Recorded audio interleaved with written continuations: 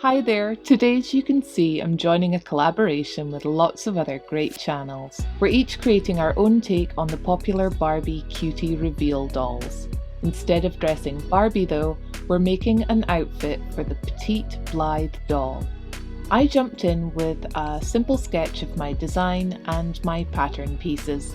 I pretty much drew around my petite for the sizing, adding a little extra wiggle room. I'll be using a purple furry fabric for the body and head. I folded in the tabs on either side of the back and then joined the shoulder pieces and sewn in the sleeves.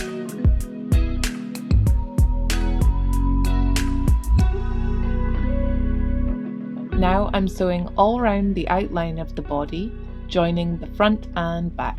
I'm using a simple whip stitch since it's so small and the fur will hide any little imperfections.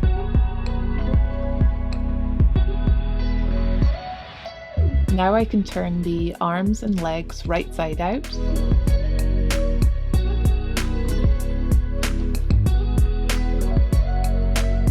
This is my first try at this, so I hope it fits.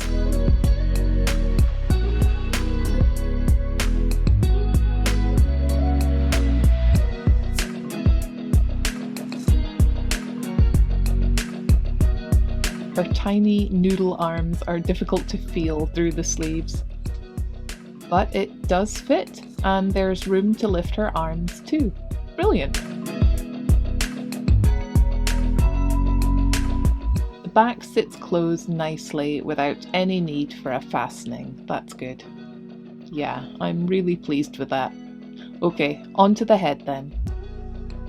My plan is 2 halves like this with darts at the top to curve it in. I'll add elastic to the bottom to gather it in for the neckline. Here it is. I just joined 2 pieces together. I'll do the darts first, like this.